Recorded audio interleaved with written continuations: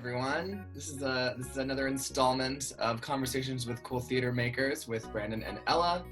And today I am very, very excited. We have a good friend of ours and colleague and recent Pulitzer Prize winner, Michael R. Jackson.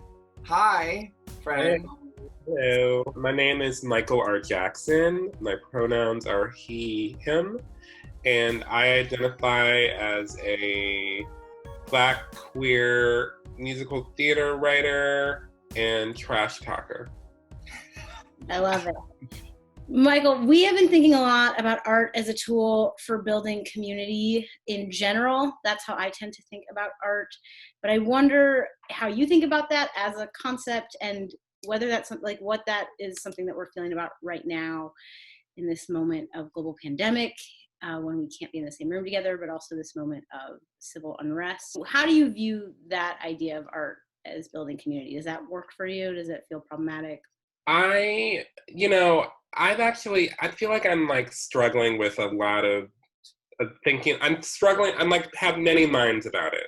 And part of that is just because of this moment, which is making me think about like prior moments, which is making me think about the future. And I think that theater is uniquely suited to bringing many different people together from many different backgrounds to have a shared experience through the lens of a group of artists who are trying to create a certain vision or story. And so in that regard, I think that you can build a community. You know, sometimes that community might be, you know, an all-white community at a theater, or it might be a multiracial community in a theater, or it might be, you know, and then there's however class plays through all of that or whatever, or ability. But I think the thing that I just started to question is that I think that theater is just uniquely suited to telling stories.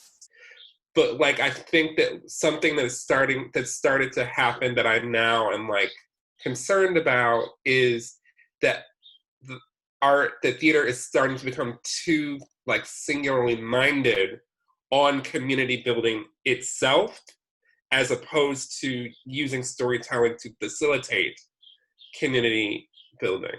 You know what I mean? And so like, there's so many things that are just like getting conflated together, particularly like with social issues.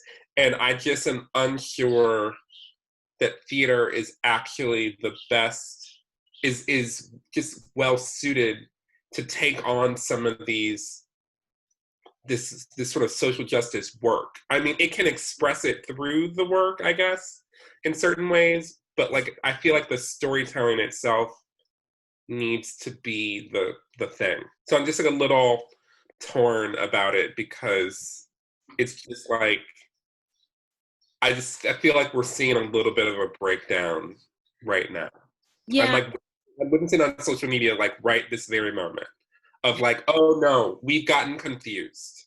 Like very deeply, deeply, troublingly confused. Can you elaborate on what you mean by confused? So I guess, like, for example, I'm just looking at the number of people, and I'm saying, and I'm speaking like very deeply to like my sort of Black theater community, who are like trying to force these artistic directors and nonprofits and Broadway producers and whoever to like put out these statements in support of like Black Lives Matter and all of that. And I just wonder about why the same pressure is not being applied to like the government. Mm-hmm. Like, which actually is more suited to taking care of material needs, whereas these institutions are just like, they're not even open. Yeah. And so like, what can they actually do to affect material needs? It just seems like there's too many things being conflated together. There's state violence, and then there's like racism in the theater.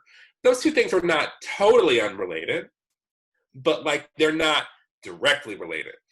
Mm-hmm. And I feel at this moment that they're being like all one thing, or like it's all up.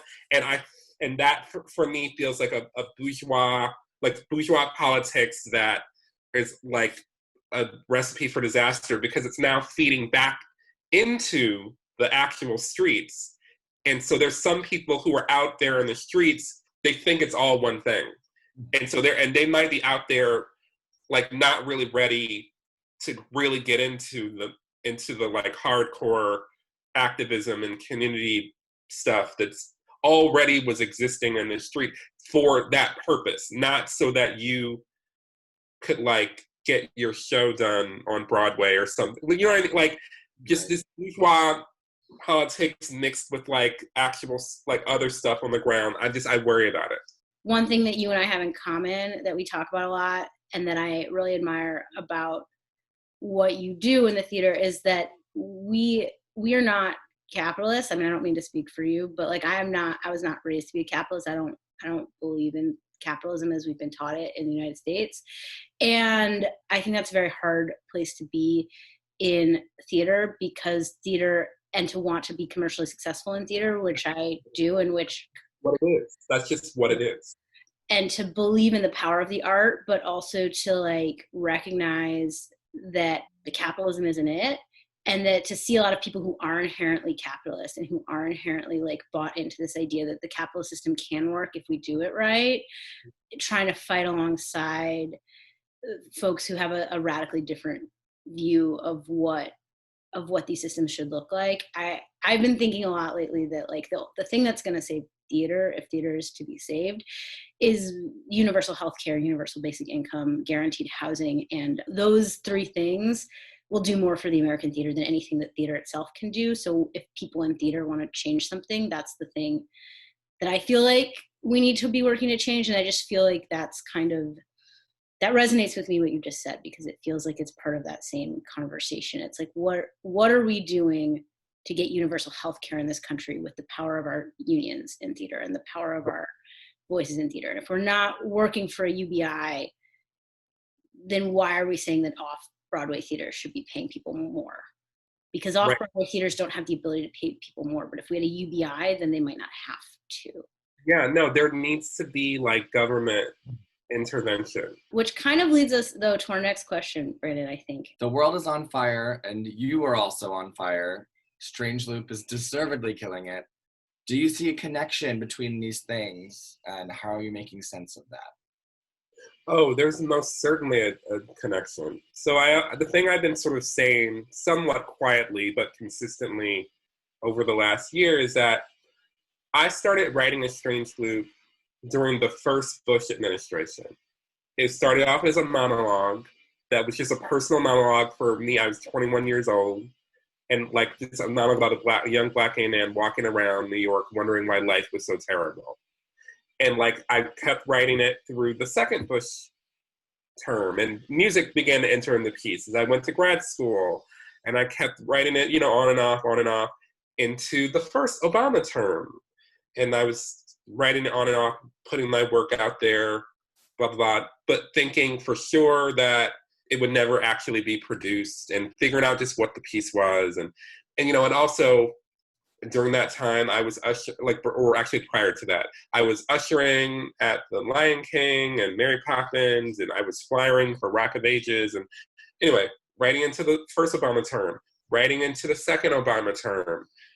I've got it. I'm now employed at a corporation. I'm a finance clerk, but at night I'm still writing and putting my music out there. And again, not sure,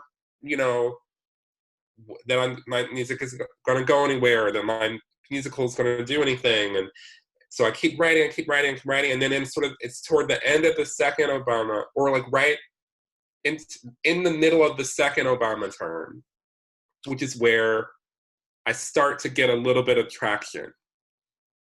And again, not sure about what A Strange Loop is going to do, but like the pieces now started to really become more as cohesive as it's ever been. And I'm not sure it's going to get done. And then boom, I get a reading at Playwrights Horizons, and we start rehearsal on like November 6th. we do a reading for an audience on November 11th, 2016. The mood in the room could not be darker. White liberals, Black liberals, like people are shook. I mean, shook. And then we do this musical that's like this big Black and queer ass American Broadway show, you know? And it like changed the mood of the room, at least for that time and that day. And it was like a very cathartic thing.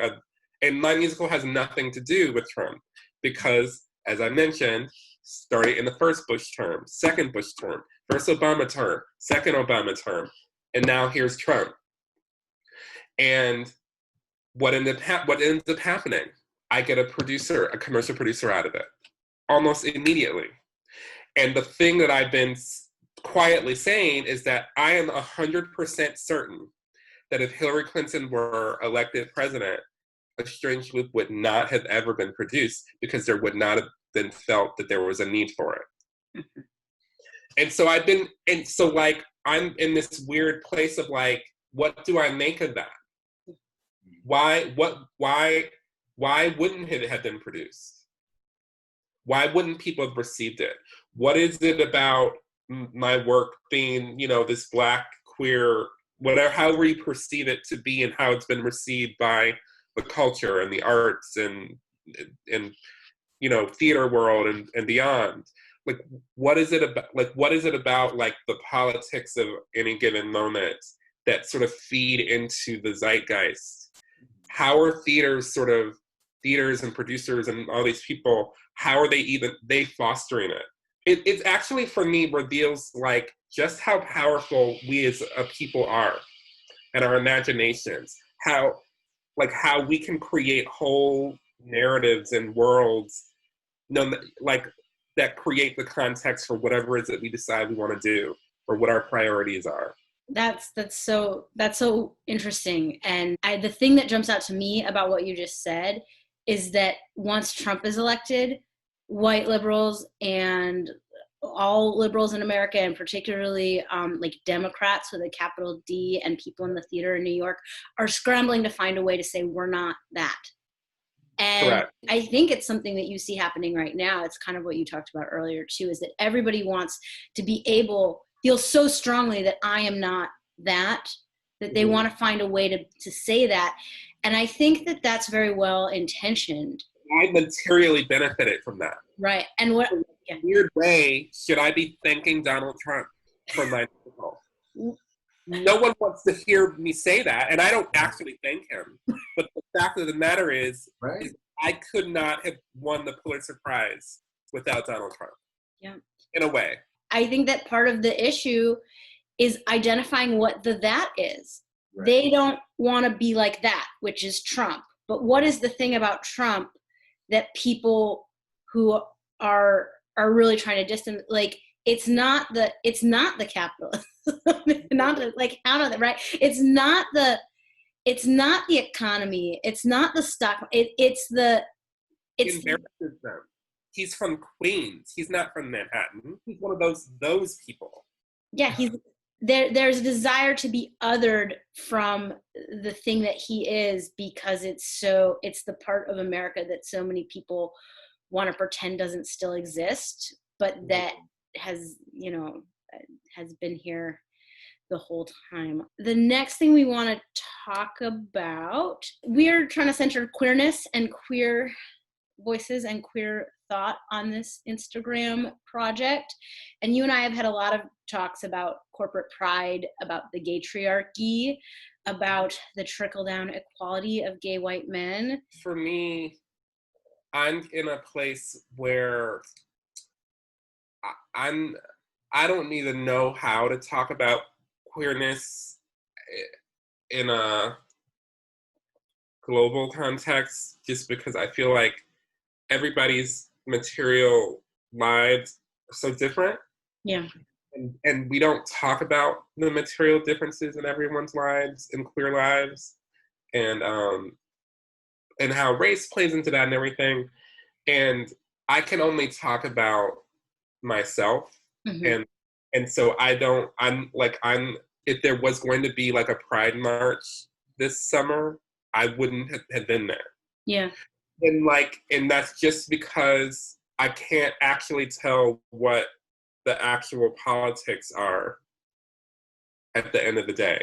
Therefore, the only thing I can celebrate is kind of my individuality and my willingness to stand up and be a queer person in public, you know? I think that that's really being recognized. I mean, the thing that's really interesting to me is that as much as like Strange Loop for all of the accolades that it's getting, it's really being accoladed as this queer piece of theater.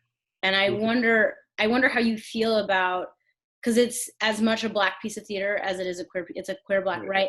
But it is being really celebrated for its queerness, and you are being very celebrated as like queer, you know, Black artist Michael R. Jackson, and I wonder how that narrative around you and the piece feels. You know, to be honest with you, like I haven't spent any time thinking about how I'm anybody, what narratives other people make about me, because like to some degree, I sort of feel Tori Amos always says about her own music, her songs, people's interpretations of my songs are none of my business. Mm-hmm. And I sort of feel that about whatever narratives people want to make about me, because at the end of the day, when I speak, it's very clear. Like I'm very clear about who I am. Like I am a Black man. I am a Black gay man. I'm a Black queer man. Like that, those are, and I like lean into that, and I'm a free thinker. And I don't jump on bandwagons. I'm not going along to get along. I'm not, you know, I can't do that. Like I have to be myself. That's what the piece was about. I spent so many years as a younger, you know, queer person trying to fit into the gaytriarchy and like hating it. That was my exile in Gayville. Mm-hmm. You know, it was like, and hating it and hating them and thinking that was like the little box that I had to live in. Mm-hmm. And I broke out of that box. And so for me, you know, queerness is about authenticity. Mm-hmm. About like just real authenticity and telling the truth about who you are. Can you define gaytriarchy in your words? Patriarchy, well, I don't know, because I stole it from you. I was just curious with you. I mean, it's broad. It's like, you know, to me, it's like white gay men of a certain economic and social status who both sort of use that as a sword and a shield. It's no different than this Karen phenomenon.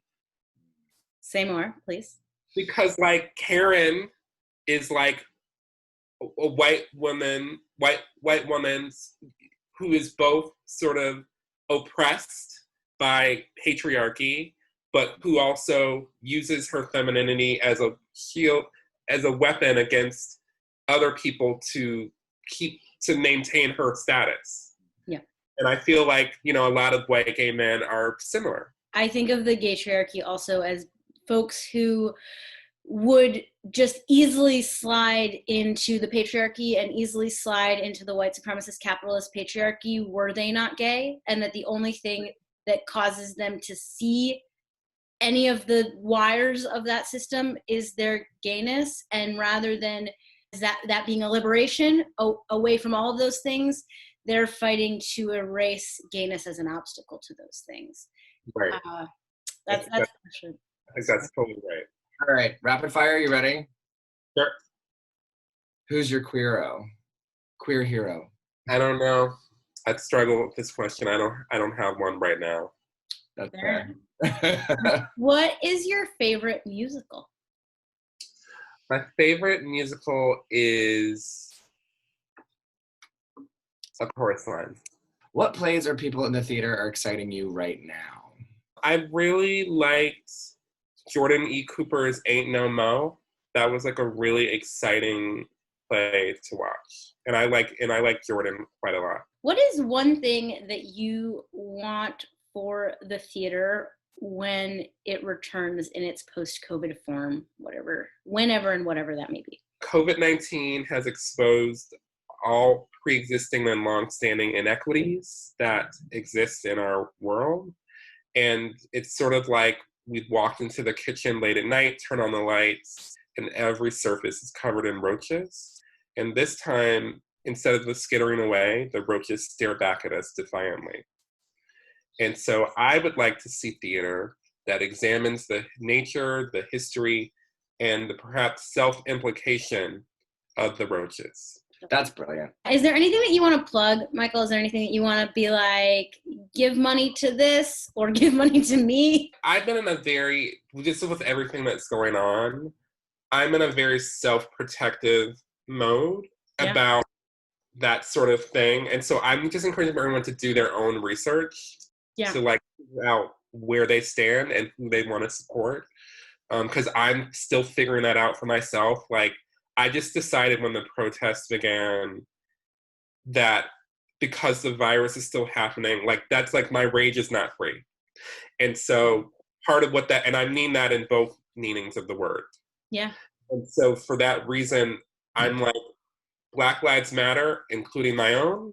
Yeah. And so I have to take care of myself in this particular moment. That's the way the math has fallen. And so I don't have any organizations that I can plug, but they're all out there. If you would like to support me directly, This Black Life, my cast album is available for purchase. I have 2 albums on Bandcamp. So A Strange Loop, you can get wherever you get music. My 2 albums, Dirty Laundry, Good Clean Music, are available on Bandcamp. My Venmo is @Michael-Living. And that's how you can support me if you would like. Great. Michael R. Jackson. Oh my goodness. Yeah. You just are the smartest person in the world. I love you so much. And I love your show. Thank you so much for joining us today. Yeah, thanks for talking with us, Michael. Yeah, thanks for having me.